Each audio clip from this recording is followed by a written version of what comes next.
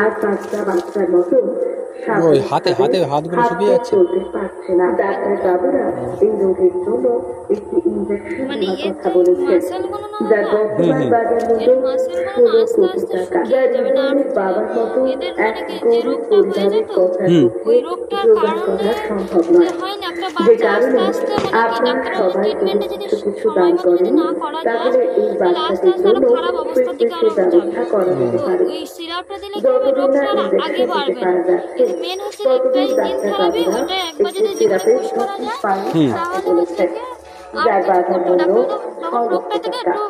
অর্থাৎ 2টি সিরাপ খাওয়াতে হবে মোট 12 লক্ষ টাকা খরচা করে। সে কারণে আপনাদের সবার কাছে